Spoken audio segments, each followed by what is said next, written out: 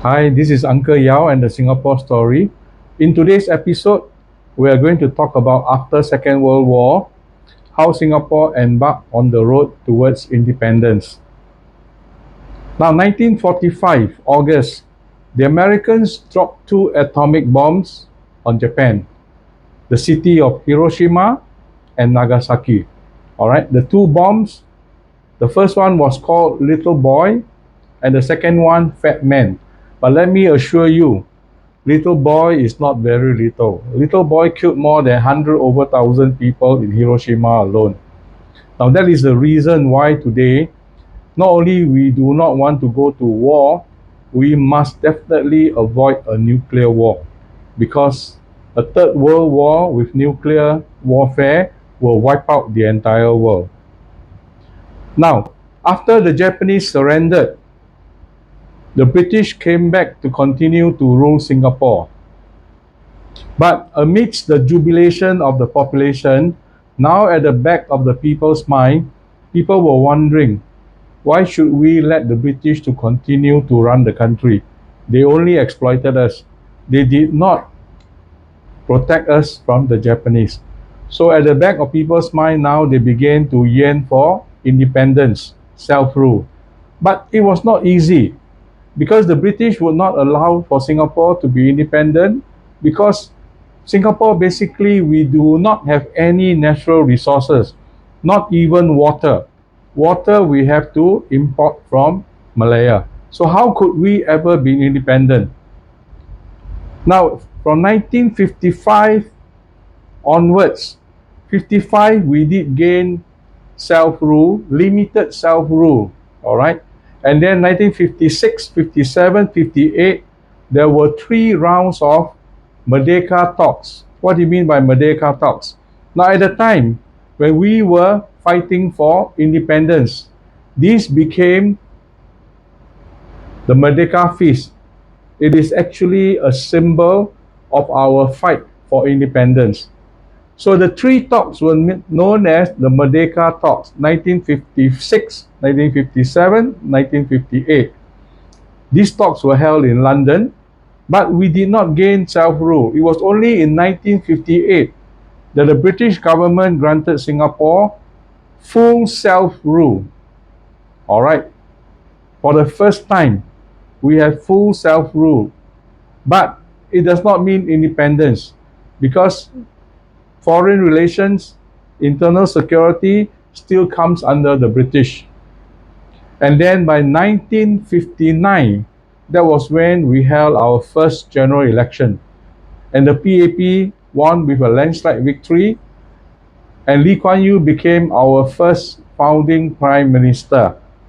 So whenever Lee Kuan Yew went for a speech, he would always raise his fist and proclaim Merdeka, which is actually independence. Now, following that, when we wanted to be fully independent from the British, it was an uphill task. Nobody believed Singapore could be independent on our own, not even Lee Kuan Yew himself. So the only way out was for us to join forces with Malaya, Sabah, Sarawak to form the Federation of Malaysia. So in 1963, on the 16th of September, Singapore became a part of Malaysia and thus gained independence from the British.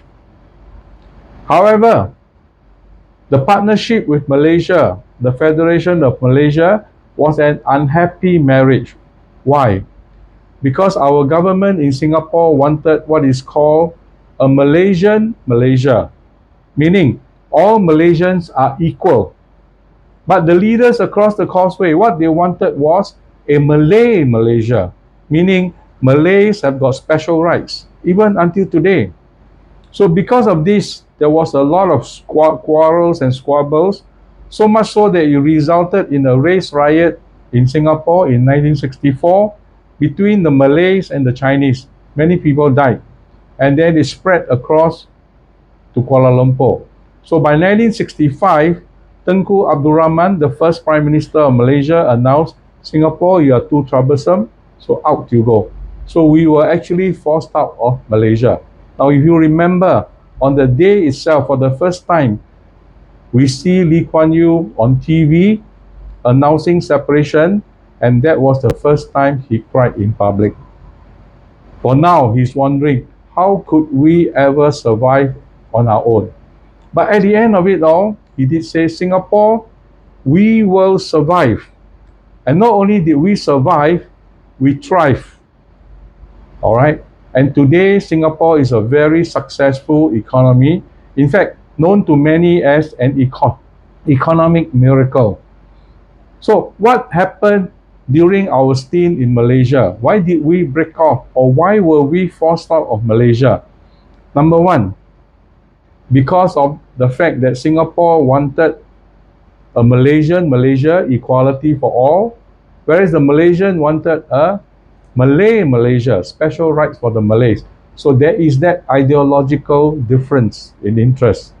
Number two, because of Singapore being in Malaysia, the race ratio is actually more or less 50-50. So Malays does not have a majority. So that upsets the balance that the government on the other side wanted. And number three, Lee Kuan Yew was such a powerful figure. When he made a speech in the Malaysian parliament in Malay, all the parliamentarians were taken aback. And then they realized that for all you know, he would become the next Prime Minister of Malaysia. So they felt threatened. So because of these factors, it was then decided that Singapore has to be out of Malaysia. And that is the reason why we were forced out of Malaysia. So 1965, 9th of August, officially announced, Singapore, we are now a truly independent country on our own. So our destiny is our own, and this is what we are guarding today, our way of life, our success. So we should never ever take our independence, our sovereignty, our freedom for granted. So that's how Singapore became independent. Now the next two episodes of our Singapore story, I'll be having two special editions for National Day. One will be, why was Singapore so successful? A lot of people did not realize, and they did not think that Singapore would be a nation. We were not meant to be a nation, especially now a successful nation. Another one would be, why were we called a little red dot? So do look out for these two special National Day edition in the coming episodes. With that, this is Uncle Yeow signing off. Please like, subscribe, and share. Adios, everyone.